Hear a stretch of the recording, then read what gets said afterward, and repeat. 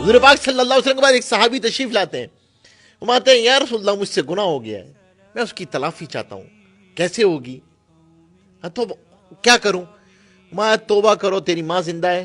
میں ماں تو زندہ نہیں ہے۔ یعنی خالہ زندہ ہے؟ میں ہاں خالہ زندہ ہے۔ فرمایا ان کے ساتھ صلہ رحمی کیا کرو، اللہ تبارک و تعالیٰ تمہارے گناہوں کو معاف فرما دے۔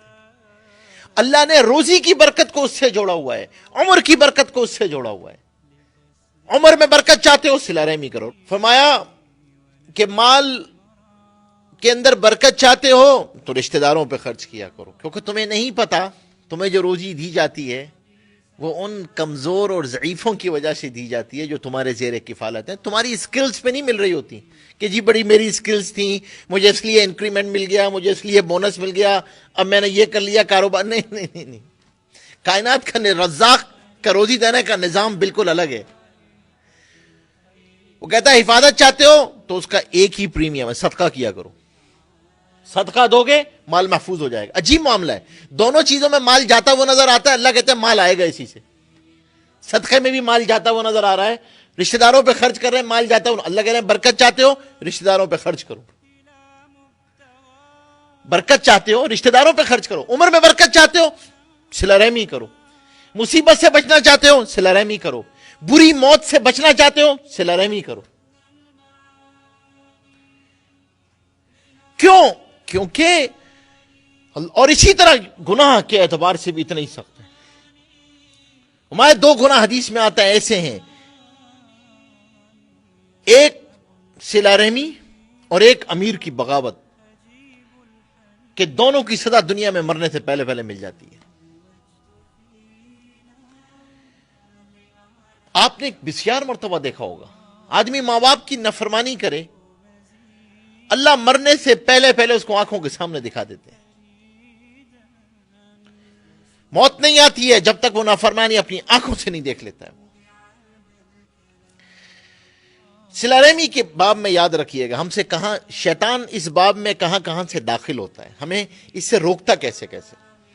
پہلی چیز ہمارے استاد فرمایا کرتے تھے، پہلی چیز صلہ رحمی کے باب میں فرمایا کرتے تھے کہ بھائی اس حدیث جہاں آتی ہے کہ حضور پاک صلی اللہ علیہ وسلم سے پوچھا کیا صلہ رحمی یہ ہے کہ جو میرے ساتھ اچھا کرے میں اس کے ساتھ اچھا کروں؟ فرمایا نہیں، یہ صلہ رحمی نہیں ہے۔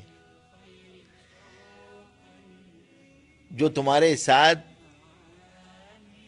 ظلم بھی کرے تم اسے معاف کر دو، جو تمہیں حق نہ دے تم اسے حق دے دو۔ تو ہمارے استاد فرمایا کرتے تھے اس کے اندر کہ بھائی صلہ رحمی کے باب میں سب سے پہلی چیز یاد رکھنا، توقعات کا دروازہ بند کر دینا۔ ایکسپیکٹیشنز کے ساتھ صلہ رحمی نہیں ہو سکتی۔ نو مور ایکسپیکٹیشنز۔ نیکی کر کے دریا میں ڈال دو۔ اور پھر خود ہی فرماتے تھے کہ ہمارا مزاج تو یہ کہ جب تک نیکی کر کے ریڈیو میں نشر نہ کر دیں چین تھوڑی آتا ہے۔ 50 آدمیوں کو ایس ایم ایس کریں گے، ارے گفٹ میں آپ کو گفٹ مل گیا، آپ کم از کم ایس ایم ایس ہی کر دیتے یار، بتا دیتے آپ کو گفٹ مل گیا۔ انہوں نے ہمیں بلایا تھا، ہم نے انہیں کتنی مرتبہ بلایا، وہ کبھی آئے ہمارے، ہم کیوں چلے جائیں؟ وہاں نہیں، توقعات کا دروازہ بند کر دو، نو مور ایکسپیکٹیشنز،